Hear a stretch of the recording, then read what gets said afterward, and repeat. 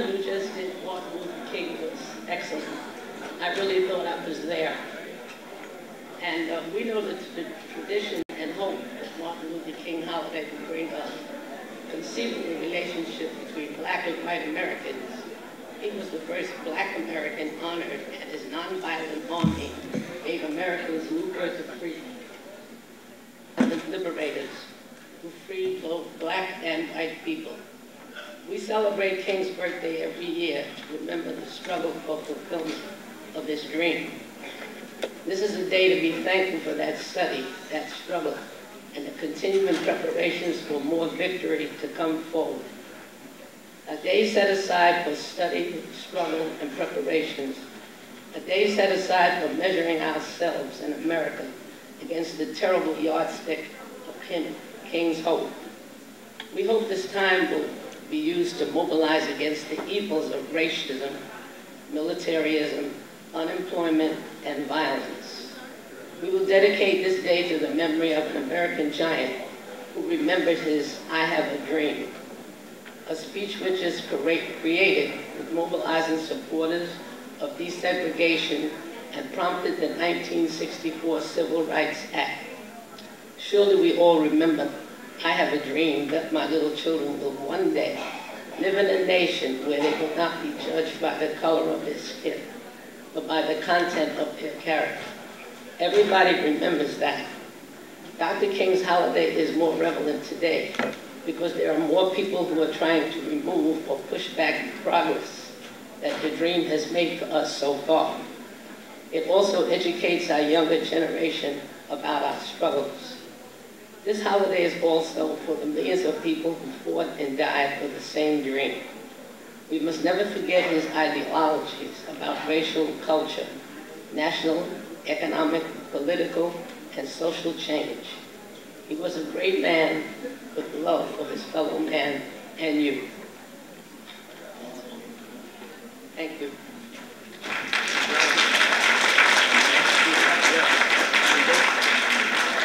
Mandela. I'd like to say a few words about Nelson Mandela. He was born in 1918, and he was the first black president of South Africa. He was a champion of peace, resistance, and a champion of inspirational human being, having endured 27 years as a political prisoner, and to respond with forgiveness and reconciliation. You will notice immediately his lack of bitterness toward his adversary, and he emerged ready to reconcile with his captors. He taught us not to be afraid, to make a difference, and not to remain compliant about a bad situation, because you are afraid to push ahead on any uncertain future. Mandela maintained his self, his sense of self, at all times. He eliminated the race and vengeance war by seeking people that displayed forgiveness and gave him credibility, authority, and moral support. He knew that the harm would do more harm to the body and spirit than to seek revenge. Mandela taught us that no one can take our dignity away, and to forgive and move forward to understand that we all are human and make mistakes. Mandela's legacy will be one of a man who did have the strength and the principle not only to understand him, but also to love him. He is another great man, a great man with love for all fellow men. Thank you.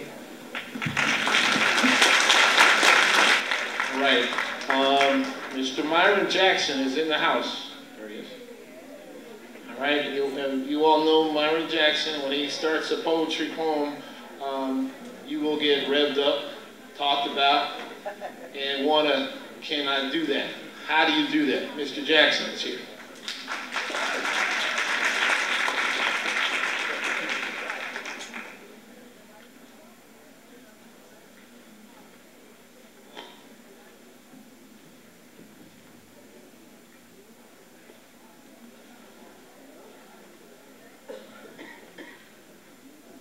Okay, good. I guess it's still morning. It's still morning. Yeah. Good morning. How's everybody doing? Great. a great view from here. It's lovely to be here again. You know, I guess now I can talk about years. It's been a few years now since it's been coming, and I really appreciate the opportunity to come. Most noticeable aspect is how much it's grown, and I want to say a lot of things, but I know I have to limit myself. Here to share some poetry with you, but I must commend you on your efforts and lovely garments and the unity and the diversity. It's really a beautiful thing to see, because we know how far we've had to come to get to this point where people can interact comfortably and think of a brighter future compared to things that have occurred in the past, as the gentleman talked and shared the rendition in Dr. King's speech. And as Mr. Randolph indicated, when I hear King's words, they remind me of so much, and yeah, you do get chill bumps. You know, and Dr. King was an important person to America, period. And what he reminds me of, and what I'm here to do today, is share some poetry in the tradition that in African culture, they have what's known as the griot, the storyteller. And so that person was a person like Dr. King, and he can give account of things that happened in those village settings and throughout history. And he helps move things forward. He trains kings and queens how to be kings and queens. But anyway, in the modern sense, we still have poets, troubadours, town criers, you know, and I understand when I came in, they said, you know, most of our scenes are very tech savvy in there, so we got the use of the iPads and all of that and tablets to enhance. But with poetry too, I also like to have fun. Now, I don't know which poems I've done in past years, which is really maybe a testimony that, you know, I've had my AARP card for a long time now, so, but also, you know, I brought poetry of things that I remember, okay? So that's what I'll share with you today.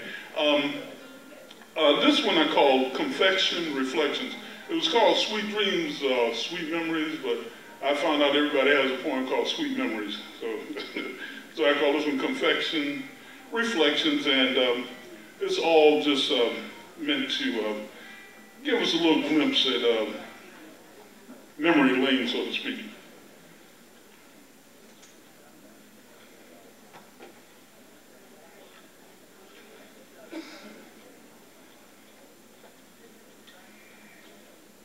I remember times when moms would say, there'll come a time and you'll look back and call these good old days.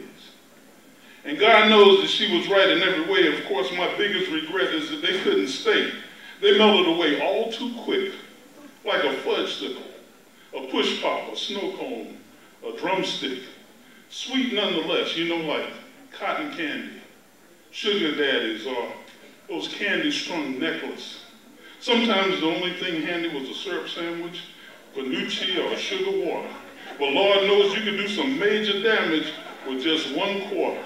Like when you smuggle dill pickles or Boston baked beans into school and the teacher turns her back and you get another mouthful of sweet tarts, candy hearts, a sky bar, or juicy fruit, dots, rainbow peppermints, or baby Ruth, Abba Zaba, M&M's, Nerds, and Red Hots, Look Bar, Snickers, sour grapes, and gumdrops, pixie sticks, tea-berry gum, Butterfingers, and butterscotch, Raisinets, Musketeers, sweet and sour pops, Tootsie Rolls, Jawbreakers, and malted milk balls, rock candy, jelly, nougat, and peanut butter logs, root beer barrels, safety pops, mounds, and almond joys, black cows, bazooka gum, junior mints, and long boys, milk duds, pop rocks, Mars and sugar wafers, bullseye fireballs, Mary Jane's 9 laters, snaps, clove gum, Smarties, and squirrel nuts, Ike and Mike, Slowpoke, Kit Kat, and frozen cups, bitter honey, chunky, candy apples, and candy corn, honey buns, nut roll, donuts that's warm, Neapolitan coconut bars, Hershey's, and Cracker Jacks, Certs, Bomino, Turkish taffy, and ginger snaps.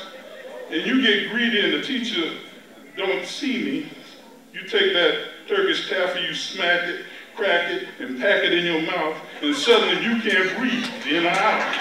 Then the teacher asks you to explain what was your homework about. And you hear a distant siren and hope that ambulance is en route, because you come to the realization that you're dying from taffy asphyxiation.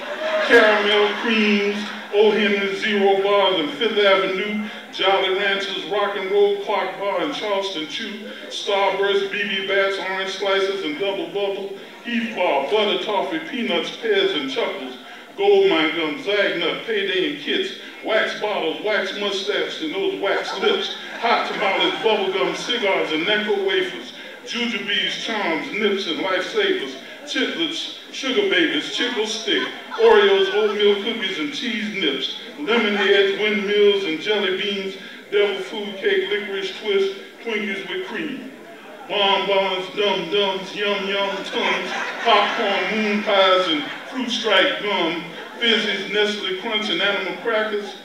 Come to think of it, we were some serious knickknackers. And some of y'all don't know, and some of y'all don't understand of how you can get your mouth glued together with fresh bread slathered with peanut butter and strawberry jam, going down slow. You about to choke to death it's true, nearing the end, and chase it all down with a knee-high RC whistle or upper 10. Go sell the bottles and start all over again. Save the caps and go see a movie with a friend. And some of these sweets are still around, it's true. Problem is, they just don't taste like they used to. But I must have enjoyed myself, I guess, especially since I only got about 3 teeth left. And that's all right. That's all right, I don't care, because I can still work out on some gummy bears. And as I fondly recall those days of bliss, the sweetest thing of all that I truly miss is Mom's touch and her loving kiss. And as I watch my son and daughter grow and play, I'm raising them the very same way. So when they're grown, they'll have a chance to say, boy, oh boy, those sure was good old days. All right.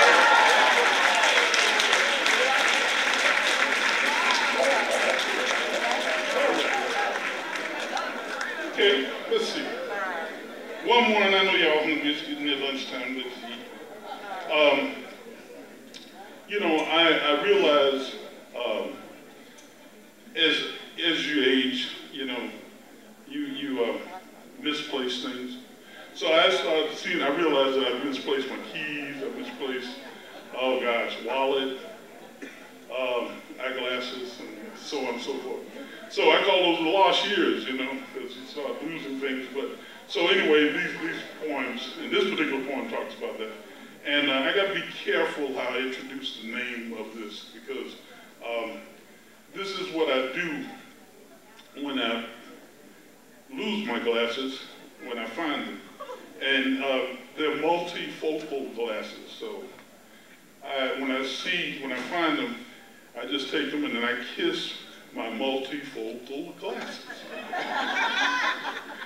I don't want to say that too fast, because y'all just gonna say, what is that? Specs, contacts, monocles, magnifiers, blind, tints, cheaters, or grannies, call them whatever in the world you want. I can't never have one too many. Had I known that there would be 300 glasses I'd come to own, I would have invested my money years ago in stocks from Bosch and Loan. And here's the real joke. Of those 300 glasses of which I spoke, 299 of them were either lost or broke. And as time passes, this practice becomes madness, because it requires glasses to acquire glasses from this collection that's massive. So I do just like Fred Sanford. I keep them all in one drawer, and I occasionally pick out the ones that I need that has the least amount of flaws. In the meantime, thank God for super glue, duct tape, goop, epoxy, and liquid nails. I even use Elmer's when all the others fail. Losing or repairing glasses occurs to varying degrees, but my problems are more severe than worrying about any of these. Like trying to do my daily chores and can only halfway see. My world is blurred during the day and night. I can't navigate, read, or write. And I may as well be literate for all it's worth, because I can't see or tell the difference between the ocean and the earth. In actuality, the truth be known, right now I'm really just faking like I'm reading this poem. Some of you wonder then, why am I squinting? Well, it's just part of the act, because I'm really lip syncing. And I could try and say it's all memorized, but my ability to recall is worse than both of my eyes. And I can actually read well if I really want, but that's of course if the print is size 48 fonts. Now, half the time when I think they're lost, they've been misplaced instead. Lo and behold, I glance in the mirror and they're sitting there on my head. And yesterday, I misplaced my glasses and was running late for work. I couldn't remember where I put them, no matter how hard I searched. So I borrowed an extra pair from my wife, and my boss commented to me, "Dude, you really rocking those candy apple cat eye retros. Do you have any matching accessories?" So I told my doctor I thought I needed to be tested for the early stages of glaucoma. He said, yeah, I know that old trick. You just want a script for medicinal marijuana. I can't believe folks your age still haven't learned their lesson. You don't need an appointment with me. You need one to go see Willie Nelson. So since I don't go too many places like I did when I was younger, most of the time is spent listening to my favorite artists. Diane Shure, Jose Feliciano, Andre Bocelli, Ronnie Millsap, Ray Charles, and of course Stevie Wonder. In recent years, the strength of my readers have literally doubled in size. Now I look like a tree frog from the rainforest gazing through a block of ice. Now, on my last visit to my optician, my prescription was for a minor correction. And for the life of me, I can't see how I agreed to the terms of his assessment. So now I own state-of-the-art designer glasses from Giorgio Armani collection. Transition aviators made of scratch-resistant Trivex coated with anti-reflection, with high-index shatterproof photochromic multifocal progressions that includes anti-fog aspheric biconvex with ultraviolet protection, plus spring-hinged temples affixed to flex titanium that's diamond encrusted and rimless. Obviously, the interior of my perplexed cranium is maladjusted and senseless, because I didn't calculate nor anticipate absorbing these added expenses, and they charge you like you're a multimillionaire whose bank account is endless. All I wanted was some simple glasses with a cleaning cloth in the case. Now I'm outfitted like a NASA astronaut headed into outer space. Honestly, it seems to me these elaborate offerings are really just one big con. As I explained to them, hey man, I'm just Joe Average Citizen. My name ain't Elton John. And because after forking out over 60 grand for these fancy frames, features, and facts, darn glasses are broken and lost just the same, and I'm still just as blind as a bat.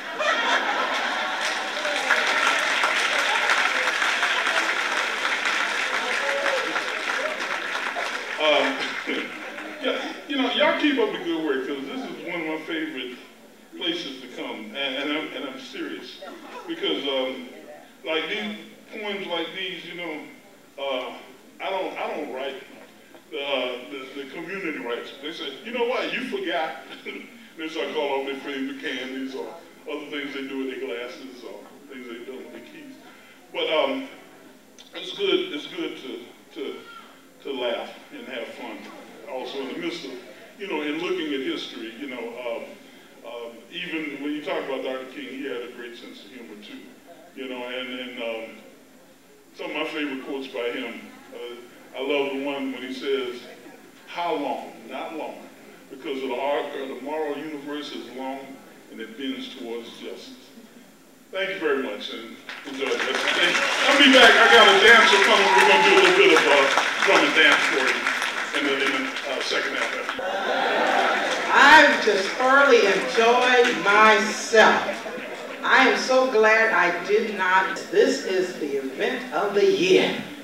You all are just fabulous. I just thoroughly enjoyed the Right Reverend Dr. Martin Luther King. He was in the house, and I really enjoyed that. And then you had the lollipop, the chicken looking. Oh my God. I said, oh my goodness, I should have brought my daughter. She loves the spoken word, and she's all into all of that, and she would have had a wonderful time. And I'm married to a pastor, a preacher, so he would have enjoyed. I started videoing. I said, oh, okay, because he likes to imitate Martin Luther King, but you beat him. So I had to let him see that there's one that is a little better than he is. But you all, I mean, you look so beautiful. I can't wait till the fashion show.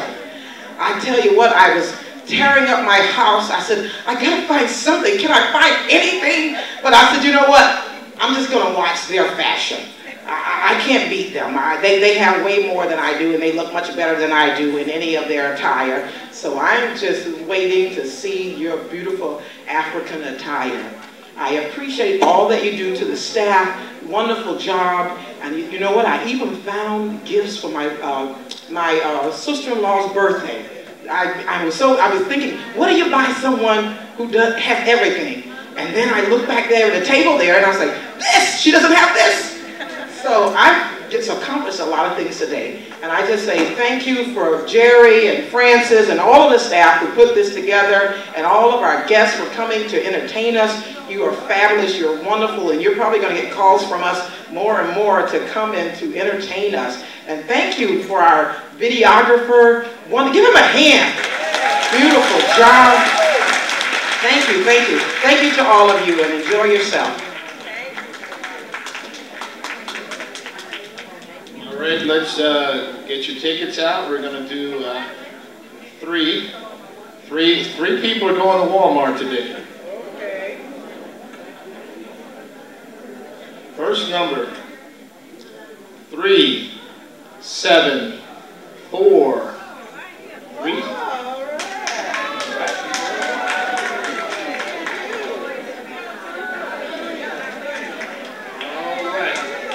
All right, the next person going to Walmart, 355. 355. Okay. Raise your hand. Okay.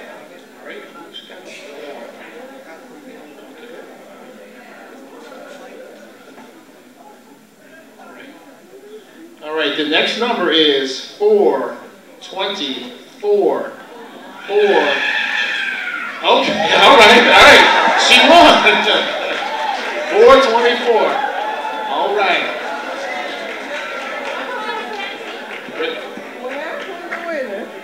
Can you raise your hand again, or do we need an EMT? Okay, there we go.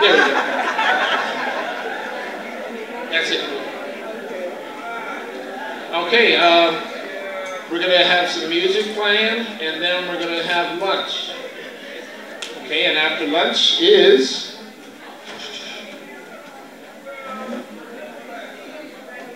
intro to the fashion show. We're going to have Myron's going to come back out at 12:30.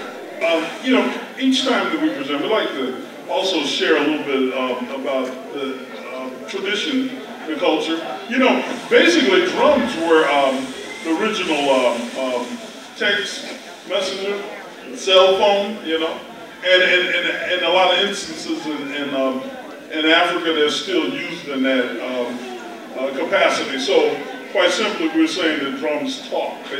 They you know, people say they send messages. Yeah, they send messages, but they actually converse. They carry on dialogue. They do that by making these basic sounds. This is part of what we call a drum orchestra. And this is djembe drum. If I want to call people together, I'm going to use this language called Wolof, which comes out of Senegal. The drummer can play these words on the drum. Ani sokoma. Ani sokoma means come together. Now, it will sound like this because we use these three sounds: the bass, the tone, and the slap. Bass, tone, slap. So now, for me to say Ani sokoma, it's going to be a rhythm, but the words would sound like this: Ani sokoma, Ani sokoma.